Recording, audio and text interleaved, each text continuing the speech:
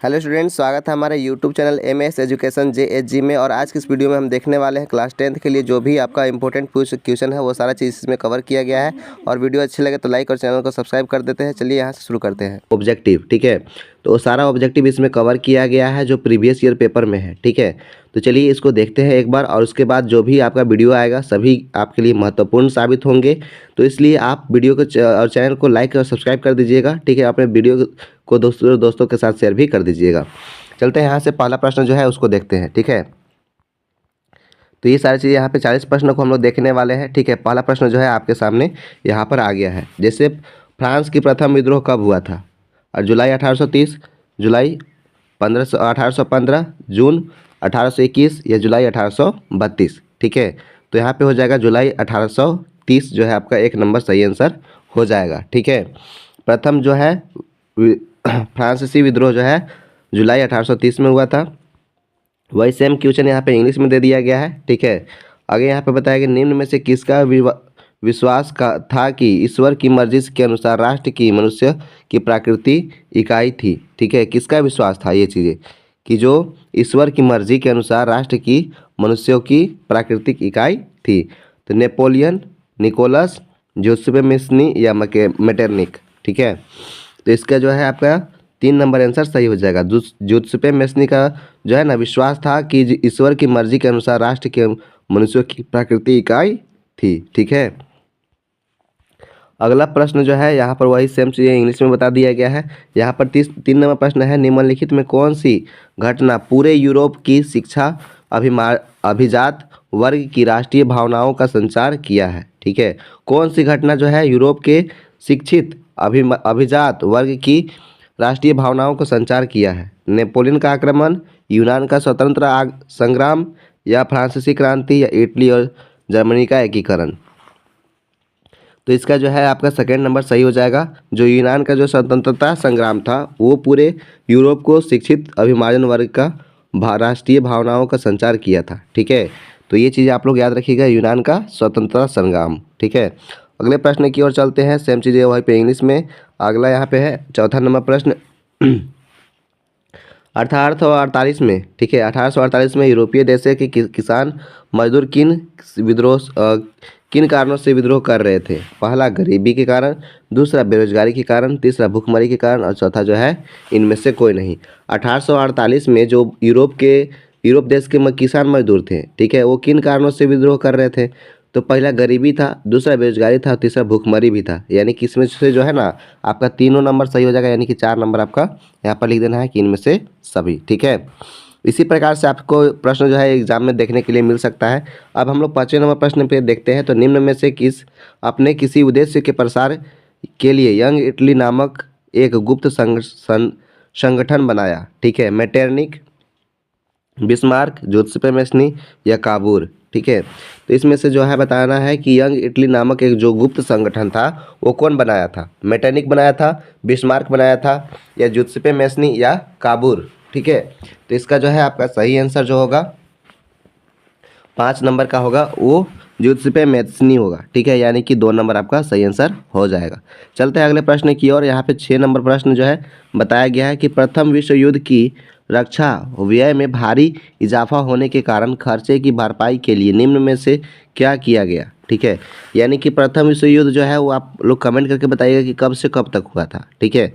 अब यहाँ पे बताया गया है कि उसमें जब ज़्यादा रक्षा व्यय में, ठीक है, यानी कि वहाँ पे सेनाओं के लिए ज़्यादा यहाँ पे पैसा खर्च हुआ, ठीक है, तो उसकी भरपाई के लिए क्या काम करना पड़ा? ठीक है, तो युद्ध के नाम पर कर्ज लिए गए, ठीक है, करों में वृद्धि कर दी गई या सीमा शुल्क बढ़ा दिया गया या इनमें से सभी? तो युद्ध के नाम पर लोग जो है ना वो कर्ज ले रहे थे। दूसरा यहाँ पे बताया गया है कि यहाँ पे करों की वृद्धि की गई है, ठीक है, और सीमा शुल्क बढ़ा दिया गया है। तीनों चीज़ यहाँ पर जो है सीमा शुल्क यानी कि जो भी पैसा जो था वो चीज़ को बढ़ा दिया गया था, ठीक है। तो इसमें जो है 4 नंबर आपका सही आंसर हो जाएगा। अगले प्रश्न की ओर चलते हैं। तो यहाँ पे देखिए सेम वही इंग्लिश में था, यहाँ पर थोड़ा सा समझ नहीं आ रहा है, पूरा क्लियर नहीं है। सभी धर्म के भारतीय एकता की सूत्र को बांधकर एक विश्वास का किनारा था, ठीक है, कौन बांध करके रखते थे? ठीक है, महात्मा गांधी पहला ऑप्शन है, दूसरा है पंडित जवाहरलाल नेहरू, तीसरा डॉक्टर राजेंद्र प्रसाद और चौथा जो है इंदिरा गांधी, ठीक है। तो यहाँ पर धर्म और सभी जातियों को एक सूत्र में बांध कर रखने का काम जो है वो महात्मा गांधी के द्वारा था। ठीक है, वही ना बोलते थे कोई किसी से लड़ाई नहीं करेगा। ठीक है, तो इसलिए ये महात्मा गांधी का जो कथन है वो सही हो जाएगा। अगला यहाँ पे है जालियांवाला बाग मैदान में अमृतसर के गांव वाले लोग किस मेले में शिरकत करने के लिए गए हुए थे। ठीक है, तो कौन सा उस समय मेला लगा था? कुंभ मेला लगा था, बैसाखी मेला लगा था, पुष्कर मेला लगा था, या फिर माघ मेला लगा था। तो यहाँ पे जो है ना आपका एक नंबर सही हो जाएगा। यहाँ पे जो है क्लियर आपको दिख नहीं रहा होगा, लेकिन हम यहाँ पर जो है बताया गया है बैसाखी का मेला। ठीक है, बैसाखी का मेला जो है ना, बैसाखी के मेला के बारे में बताया गया है। एक नंबर में वही चीज़ लिखा हुआ है। चलिए आगे यहाँ पे देखते हैं। देखिए यहाँ पे इंग्लिश में लिखा हुआ है ना बैसाखी फेयर, यानी कि बैसाखी मेला। पुष्कर फेयर मतलब पुष्कर मेला, कुंभ मेला या फिर माघ मेला। तो इसका जो है एक नंबर सही हो जाएगा। अगले प्रश्न में की ओर चलते हैं। महात्मा गांधी द्वारा वायसराय इरविन को खेल खत्म करने का सबसे महत्वपूर्ण मांग किस वस्तु पर लगाई गई? कर को खत्म करने के बारे में था। ठीक है, महात्मा गांधी द्वारा वायसराय जो इरविन था, ठीक है, उसको लिखे खत में, यानी कि एक पेपर ये पत्र लिखे थे महात्मा गांधी वायसराय इरविन को, कि जो यहाँ पर सबसे महत्वपूर्ण मांग था किस वस्तु के बारे में लगाया गया था जिसको ख़त्म करने के लिए बोल रहे थे। तो पहला हो गया नमक, दूसरा जल, तीसरा यहाँ पर वस्त्र हो जाएगा, और चौथा जो है संपत्ति हो जाएगा। तो इसका जो है ना नमक पर जो है यहाँ पर उन लोग क्या कर दिए थे, टैक्स लगा दिए थे, कर लगा दिए थे। तो उसको हटाने के लिए जो है ना महात्मा गांधी जो है इरविन के पास, वायसराय इरविन के पास पत्र लिखते हैं उसको हटाने के लिए। ठीक है, अगले प्रश्न की ओर चलते हैं 10 नंबर में। तो 10 नंबर में क्या बताया गया है?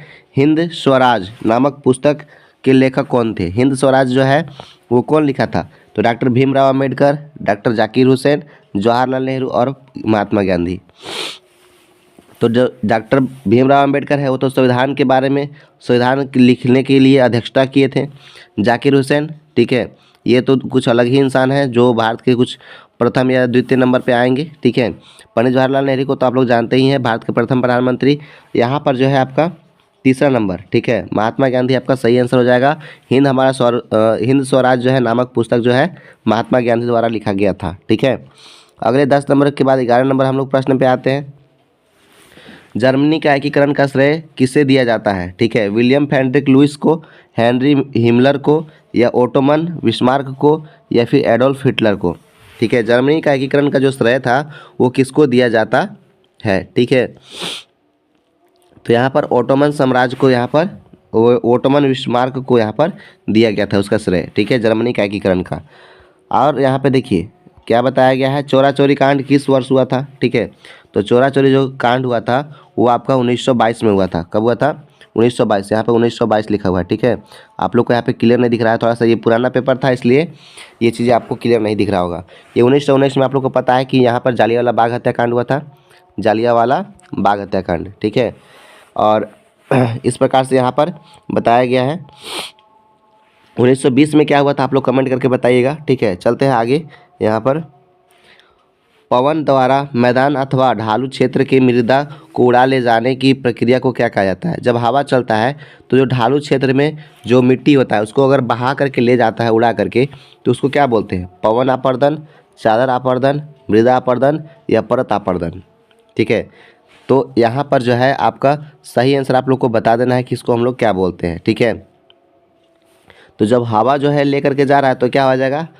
पवन अपर्दन हो जाएगा। ठीक है, मिट्टी को उठा करके ले जाए तो पवन अपर्दन हो जाएगा। ठीक है, अब चलते हैं आगे वाला प्रश्न में। तो यहाँ पर बताया गया है उत्पत्ति के आधार पर संसाधन के 2 भागों में विभाजित किया जाता है, उसके नाम है। ठीक है, जो हमारा उत्पत्ति के आधार पर संसाधन को अगर हम लोग 2 भागों में बांटते हैं तो उसका नाम बताना है। पहला जो है नवीकरणीय और अनवीकरणीय, दूसरा राष्ट्रीय और अंतर्राष्ट्रीय, तीसरा जैव और अजैव, और चौथा जो है विकसित और संचित। तो इसमें से आपका सही आंसर कौन सा होगा आप लोग को फटाक से जल्दी से कमेंट करके बता देना है। तो इसका जो है आपका यहाँ पर 3 नंबर सही हो जाएगा, जैव और अजैव। ठीक है, उत्पत्ति के आधार पर यहाँ पर 2 चीज़ें बताया गया है, जैव और अजैव। जैव मतलब क्या होता है कि वे सभी वस्तुएं जो जीवित हो, और अजैव मतलब क्या होता है जिसमें जान जीव नहीं हो। ठीक है, तो हम में आप में जान है और आप जिस मोबाइल से देख रहे हैं वो क्या है? अजैव है ना। नवीकरणीय और अनवीकरणीय के बारे में थोड़ा सा हम आपको बताते चले कि नवीकरणीय संसाधन वैसे संसाधन होते हैं जिसको हम लोग दोबारा बना सकते हैं, और अनवीकरणीय संसाधन वैसे संसाधन होते हैं जिसको हम लोग दोबारा नहीं बना सकते हैं। जैसे हमारा हो गया नवीकरणीय में जैसे आपका नवीकरणीय में जैसे पवन ऊर्जा हो गया, ठीक है, और सौर ऊर्जा हो गया। अनवीकरणीय मतलब कि आपका जो है कोयला हो गया, उसको हम लोग अभी अगर मान लेते हैं कि अभी कोयला ख़त्म हो गया, पेट्रोल ख़त्म हो गया, तो अभी वो नहीं बन पाएगा, ठीक है। चलते हैं अगले प्रश्न की ओर थोड़ा सा।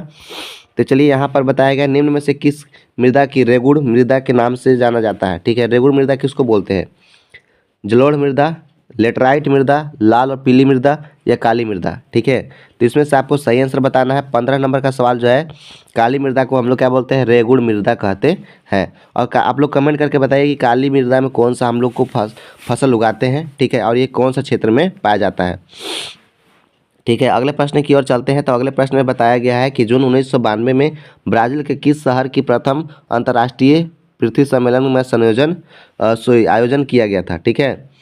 तो यहाँ पे कैम्पसो, जॉर्डन, साओ पाउओ, ठीक है, या कुबर्ट परसनाई, या रियो डी जनेरियो, या सलवाल्ड्रो, ठीक है। तो इसका जो है ना कि 1992 में जो ब्राज़ील में सम्मेलन किया गया था, ठीक है, उसमें जो है रियो डी जनेरियो का ज़्यादा वहाँ पे वर्णन किया गया था। चलते हैं अगले प्रश्न की ओर। निम्न में से भारत किस राज्यों की खनिज और कोयला में प्रचुर भंडार है? कौन सा ऐसा राज्य है जहाँ पर ज़्यादा मात्रा में, ठीक है, ये सारी चीज़ें कोयला प्रचुर मात्रा में पाया जाता है, सबसे ज़्यादा कोयला और खनिज, ठीक है। वो कौन कौन से राज्य है उसका नाम बताना है, ठीक है। तो देखिए सब में तो झारखंड बता दिया गया है और हम भी झारखंड से ही हैं। तो एक चीज़ याद रखिएगा कि झारखंड में तो पाया ही जाता है, लेकिन उसके साथ साथ और कौन कौन से राज्य हैं ये चीज़ें बताना है। तो झारखंड, आंध्र प्रदेश, उत्तर प्रदेश, झारखंड, उड़ीसा और राजस्थान, झारखंड, गोवा और असम, झारखंड, मध्य प्रदेश और छत्तीसगढ़, ठीक है। तो इसका जो है आपका 4 नंबर सही हो जाएगा। झारखंड, मध्य प्रदेश और छत्तीसगढ़ में ज़्यादातर जो है ना खनिज और कोयला पाया जाता है, ठीक है। चलते हैं अगले प्रश्न की ओर। तो यहाँ पर हो गया 17 नंबर। अब 18 नंबर में देखते हैं। तो यहाँ पे बताया गया कि भारत में भूमि का कितना प्रतिशत भू क्षेत्र मैदान के रूप में है, ठीक है। 33%, 43, 23 या 53%, ठीक है। भारत में भूमि का कितना प्रतिशत भू क्षेत्र मैदान के रूप में है, ठीक है, यानी कि खाली क्षेत्र कितना है, ठीक है, भूमि। तो इसका जो है आपका 43% जो है आपका सही हो जाएगा, 2 नंबर, ठीक है। इस प्रकार से अब हम लोग चलते हैं आगे की ओर प्रश्न में। तो यहाँ पे बताया गया है कि देश का क्षेत्रफल का 27% हिस्सा खनिज, जीवाश्म ईंधन और वनों के अपार संचरण के रूप में किस क्षेत्र में बनाई जाती है? पठारीय, मैदानी, पर्वतीय या इनमें से सभी। तो 19 नंबर का आपका जो है आंसर सही हो जाएगा, पठारीय, ठीक है। 27% हिस्सा जो है खनिज, जीवाश्म ईंधन, वनों और अपर्णों के रूप में किसका क्षेत्र जाना जाता है? पठारीय रूप में, यानी कि 1 नंबर जो है इसका आपका सही आंसर हो जाएगा, ठीक है। चलते हैं अगले प्रश्न की ओर। 20 नंबर में बताया गया है कि पंजाब में भूमि निम्नीकरण का मुख्य कारण क्या है, ठीक है। गहन खेती, वन उन्मूलन, ठीक है, और अधिक सिंचाई या अति पशुचारण। अति पशुचारण मतलब कि ज़्यादा जो है ना खेत में जो है पशु जानवर जो है वो चराई का होता है, ठीक है। अधिक सिंचाई मतलब कि ज़्यादा पानी का वहाँ पे खपत होता है, या फिर यहाँ पे गहन खेती या वन उन्मूलन, ठीक है। तो इसका जो है आपका 20 नंबर का सही हो जाएगा, इरिगेशन, यानी कि अधिक सिंचाई के कारण यहाँ पर होते हैं, ठीक है। चलते हैं हम लोग अगले प्रश्न की ओर। यहाँ पर निम्न में से किस प्रांत की सीढ़ीदार खोपानी खेती की जाती है? सीढ़ीदार सोपानी खेती की जाती है। तो यहाँ पे पंजाब है, ठीक है। दूसरा क्या पे है यहाँ पर? संचराल और हरियाणा या उत्तर प्रदेश के मैदान में, ठीक है। तो इसमें से आपको बताना है। तो यहाँ पर जो है आपका 21 नंबर का प्रश्न का आंसर जो है वो यहाँ पर कौन सा होगा? जल्दी से आप लोग कमेंट करके बताइए। पंजाब, उत्तरांचल, हरियाणा या उत्तर प्रदेश के मैदान, ठीक है। तो यहाँ पर हो जाएगा उत्तर प्रदेश का मैदान हो जाएगा, ठीक है, यानी कि इसका जो है आपका ये, ठीक है, 4 नंबर सही हो जाएगा। अगले प्रश्न की ओर चलते हैं हम लोग। भारतीय वन्य जीव अधिनियम, ठीक है, किस वर्ष लागू किया गया था? भारतीय वन्य जीव अधिनियम किस वर्ष लागू किया गया था, ये आपको अच्छे से बताना है, ठीक है, कि कब इसको लागू किया गया था। 1950, ठीक है, 1927, 1980 या 1972। तो इसका जो है आपका सही आंसर जो होगा 1972, यानी कि 4 नंबर आपका आंसर सही हो जाएगा। ठीक है, यहाँ पर हम इसको सर्कल कर देते हैं। 1972 में जो है ना भारतीय वन्य जीव अधिनियम लागू किया गया था। अब आगे बताया गया है कि कौन सा परियोजना सतलुज व्यास बेसिन के जल विद्युत उत्पादन और सिंचाई दोनों में काम आते हैं। दामोदर घाटी परियोजना, भाखर नागल परियोजना और व्यास परियोजना या हुंडरी परियोजना। ठीक है, इसमें से आपका हीराकुंड परियोजना, इसमें से आपको सही आंसर बताना है। ठीक है, तो 23 का जो है आपको सही आंसर जो है ना आपका भाखड़ा नागल परियोजना जो है आपका सही आंसर हो जाएगा। ठीक है, इसी प्रकार से आप लोग अगर पढ़ते रहेंगे और हमारे चैनल को लाइक और सब्सक्राइब दूसरे दोस्तों के साथ शेयर करते रहेंगे तो आप लोगों को एग्ज़ाम में बहुत ही हेल्प मिलने वाला है। ठीक है, क्योंकि इसमें बहुत सारा प्रश्न जो है आपको दोस्तों तक पहुंचाने में और आपके एग्ज़ाम में बहुत सारा प्रश्न जो है लड़ेगा। ठीक है, चलते हैं अगले प्रश्न की ओर। तो यहाँ पर 24 नंबर प्रश्न जो है दुनिया भर में जल की कमी किन कारणों से बढ़ रही है। ठीक है, मतलब कि जल की कमी जानते हैं कि यहाँ पे भारत पे जो है सॉरी पूरे धरती पर 71% जो है ना वो क्या है, 70% जो है वो जल है और 30% जो है वो भूमि है। ठीक है, तो इसमें से देखिए जल तो है लेकिन पीने योग्य पानी नहीं है। लेकिन यहाँ पे बताया गया है कि दुनिया भर में जल की कमी, अब कमी क्यों हो रहा है, कारणों का बढ़ रहा है। तो सूखा के कारण, सिंचाई की बढ़ती मांग के कारण, जल व्यर्थ की बर्बादी या इनमें से सभी। तो देखिए पहला जो है कि सूखा तो पड़ ही रहा है। ठीक है, जहाँ पे पानी नहीं है जैसे राजस्थान वाला क्षेत्र हो गया वहाँ पे तो सूखा हो गया है। सिंचाई की बढ़ती मांग यानी कि जहाँ पे खेती हो रहा है तो वहाँ पे तो पानी की मांग होगा ही। मान लेते हैं कि अगर कोई भी हम लोग पौधा लगाए हैं उसको पानी ही नहीं देंगे तो वो क्या हो जाएगा, सूख ही जाएगा। ठीक है, तीसरा क्या है, जल की व्यर्थ बर्बादी यानी कि कभी कभी देखते हैं ना कि जब ज़रूरत नहीं है तब हम भी नल को खुला छोड़ देते हैं या फिर कहीं पे अगर पाइप वगैरह फट गया है तो उसका मरम्मत जल्दी से नहीं होता है तो उसका भी पानी का व्यर्थ बर्बादी होता है। यानी कि इसका जो है 4 नंबर आपका सही हो जाएगा इनमें से सभी। ठीक है, इनमें से जो सभी है वो आपका 4 नंबर आंसर सही हो जाएगा। ठीक है, आगे चलते हैं। यहाँ पर बेल्जियम में 1950 से 1960 के दशक में किन भाषा को बोलने वाले समूहों के बीच तनाव बढ़ने लगा। ठीक है, तो बेल्जियम में 1950 और 60 के दशक में कौन सा भाषा वहाँ पे लोग बोलते थे और उनके बीच में जो है ना तनाव का बढ़ने लगा था। ठीक है, तो यहाँ पे फ्रेंच और डच, ठीक है, डच और जर्मनी, फ्रेंच और सिन्हली और फ्रेंच और जर्मनी। ठीक है, तो इसका जो है 1 नंबर आपका सही हो जाएगा। फ्रेंच और डच के बीच में जो है ना तनाव ज़्यादा बढ़ने लगा था। ठीक है, अगला प्रश्न की ओर चलते हैं। श्रीलंका के अधिक सिन्हली भाषी लोग किस धर्म के लोग मानते थे। ठीक है, श्रीलंका में जो है ना वो सिन्हली भाषी, ठीक है, सिन्हली भाषा बोलते थे, वो ज़्यादातर किस धर्म को मानते थे। पहला हिंदू, दूसरा मुसलमान, तीसरा बौद्ध, चौथा जो है ईसाई। तो इसमें से जो है यहाँ पे देखिए आप लोगों को अगर क्लियर नहीं दिख रहा होगा तो यहाँ पे क्या है, मुसलमान लिखा हुआ है, यहाँ पर हिंदू लिखा हुआ है। ठीक है, यहाँ पर बौद्ध, ठीक है, और यहाँ पर क्या लिखा हुआ है, ईसाई। ठीक है, ईसाई लिखा हुआ है। तो इसमें से जो है आपका कौन सा सही होगा। ठीक है, तो यहाँ पर जो है आपका ये आप लोग फटाफट कमेंट करके जल्दी से बता दीजिए कि इसका कौन सा होगा। तो यानी यहाँ पर आपका 3 नंबर जो है ना बौद्ध धर्म के लोग ज़्यादातर वहाँ पर सिन्हली भाषा मानते थे। ठीक है, अगले प्रश्न की ओर चलते हैं। तो यहाँ पर देखिए लोकतंत्र की एक बुनियादी सिद्धांत के रूप में राजनीतिक शक्ति को स्रोत को किसे माना जाता है। ठीक है, संसद, जनता, राज्य या फिर न्यायालय। ठीक है, यानी कि 27 नंबर का जो है आपका सही आंसर हो जाएगा जनता। ठीक है, अगले प्रश्न की ओर चलते हैं। तो यहाँ पे बताया गया है सत्ता की भागीदारी की आवश्यकता कहाँ पड़ती है। जो सत्ता की भागीदारी होता है उसका आवश्यकता कहाँ पर पड़ती है। ठीक है, इसके बारे में बताना है। तो यहाँ पे पहला ऑप्शन है क्षेत्र, भाषा और जाति के आधार पर बढ़ते समाज के क्षेत्रीय विभाजन वाले बड़े क्षेत्रों में वो बड़े राज्यों में या प्रत्येक लोकतांत्रिक राज्यों में या इनमें से सभी। तो सत्ता की जो भागीदारी है वो कहाँ पर आवश्यकता पड़ती है। तो 28 नंबर का आपका यहाँ पे सही हो जाएगा। ठीक है, 4 नंबर। ठीक है, क्योंकि यहाँ पर देश के क्षेत्र, जाति और आधार पर भी बंटवारा हो जाता है। यहाँ पर क्षेत्रीय विभाजन में बड़े राज्यों में भी होता है। ठीक है, और प्रत्येक लोकतांत्रिक राज्य में भी होता है। आय की ओर हम लोग चलते हैं। यहाँ पर 29 नंबर प्रश्न, 29 नंबर में बताया गया है कि निम्न में से किस प्रकार की टकराव आगे बढ़कर अक्सर हिंसा और राजनीतिक अस्थिर के रूप में ले लेता है, अस्थिरता के रूप में ले लेता है। यानी कि जो है ना अभी हम लोग कोई भी अगर लड़ाई हो रहा है, टकराव हो रहा है तो आगे चल करके वो अक्सर हिंसा यानी कि बहुत ज़्यादा लड़ाई होने लगता है और राजनीतिक आर्थिक स्थिति का रूप ले लेता है। तो पहला यहाँ पे बताया कि लोकतांत्रिक, दूसरा सामाजिक, तीसरा आर्थिक और चौथा जो है पारंपरिक। ठीक है, तो इसमें से आपका जो सही आंसर जो है वो आपको कमेंट करना है, जल्दी से आप लोग बता दीजिएगा। तो इसको हम लोग सामाजिक बोलते हैं, यानी कि सोशल बोलते हैं, ठीक है। लोकतांत्रिक को हम लोग इंग्लिश में क्या बोलते हैं, आप लोग जल्दी से कमेंट करके बता दीजिएगा, ठीक है। अगला 30 नंबर प्रश्न, संविधान और विभिन्न स्तरों के सरकारों के अधिक अधिकारों की व्याख्या करने की अधिक अधिकार किसे है, ठीक है। न्यायालय को, राष्ट्रपति को, संसद को या प्रधानमंत्री को।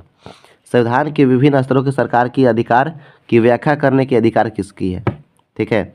न्यायालय, राष्ट्रपति, संसद या प्रधानमंत्री। 30 नंबर जो है आपका प्रश्न जो है वो आपका हो जाएगा न्यायालय, ठीक है, कोर्ट, ठीक है। कोर्ट यानी कि न्यायालय का आपका अधिकार है कि संविधान के बारे में अधिकारों का व्याख्या करता है, वही चीज़ें, ठीक है। आगे चलते हैं।